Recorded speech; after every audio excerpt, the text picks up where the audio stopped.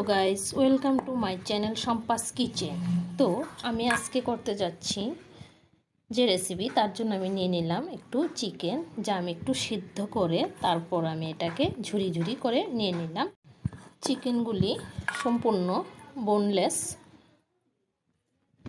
তো তারপর আমি এটার মধ্যে এবার দিয়ে দেব কিছু পেঁয়াজ কুচি,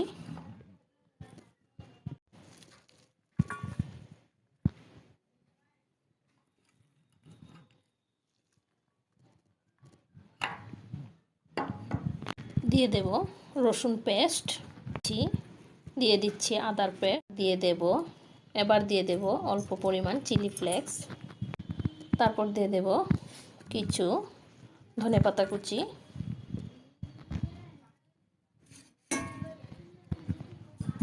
এবার দিয়ে দেব হলুদ, লবণ, লঙ্কার গুঁড়ো, মিট মশলা, চাউমিন মশলা, জিরে গুঁড়ো, ধনে গুঁড়ো।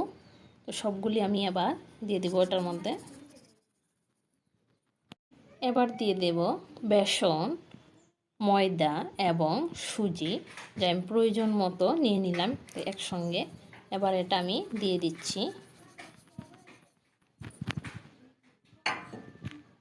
তো এবার আমি সবগুলি উপকরণ একসঙ্গে করে মেখে নিচ্ছি।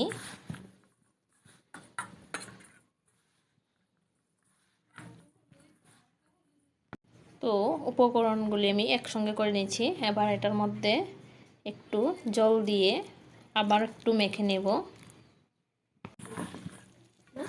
তো এভাবে করে আমি সবগুলি উপকরণ মেখে নিয়েছি। তো চিকেন পকোড়া করার জন্য তৈরি হয়ে গেল। তো এবার আমি চলে যাব রান্নার। সবগুলি উপকরণ দিয়ে পারফেক্টভাবে আমি মেখে নিয়েছি। তো আমার চ্যানেলে যারা নতুন এসেছেন অবশ্যই সাবস্ক্রাইব করবেন এবং পাশে থাকা বেল আইকনটা প্রেস করে দেবেন। এভাবে আমার সঙ্গে থাকবেন, আমার পাশে থাকবেন, আমাকে সাপোর্ট করবেন। এইভাবে করে চিকেন পকোড়া করে দিলে আমার ছেলে ভীষণ পছন্দ করে। তো তার জন্য আমি এভাবে করে নিয়ে নিচ্ছি সবগুলিকে। তো এবার সবগুলি আমি এভাবে করে তৈরি করে নিয়েছি। এবার আমি একটা কড়াই বসিয়ে দেব। তো চলুন আমার সঙ্গে এবং দেখতে থাকুন আমার চিকেন পকোড়া করার রেসিপি। এবার আমি কড়াই বসিয়ে দিয়েছি। এবার তেল দিয়ে দিচ্ছি। তেলটা গরম হয়ে গেছে। এর মধ্যে আমি সামান্য একটু লবণ দিয়ে দেব। লবণটা দেওয়ার ফলে একটার গায়ে একটা লেগে যাবে না পকোড়াগুলি। তেলটাকে একটু নেড়ে আশপাশে লাগিয়ে নেব।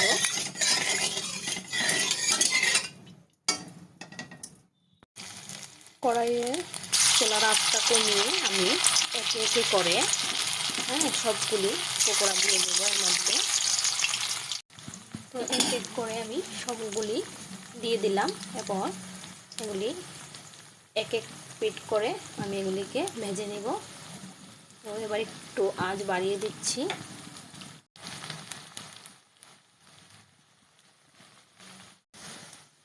চিকেন পকোড়াগুলি প্রায় হয়ে যাচ্ছে। এবার আমি এগুলিকে নামিয়ে নেব। দেখুন কি সুন্দর হয়েছে চিকেন পকোড়াগুলি।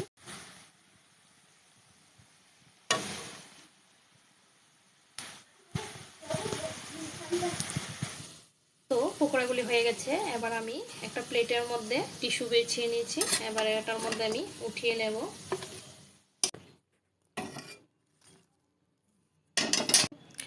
তো সম্পূর্ণ তৈরি হয়ে গেল চিকেন পকোড়া। তো এবার এটার উপর আমি একটু গার্নিশিং করব, তার জন্য দিয়ে দিচ্ছি কয়েকটা ধনেপাতা। আবার উপর থেকে দিয়ে দিচ্ছি কয়েকটা শসা এবং কয়েকটা টমেটো, সাথে কয়েকটা গাজর।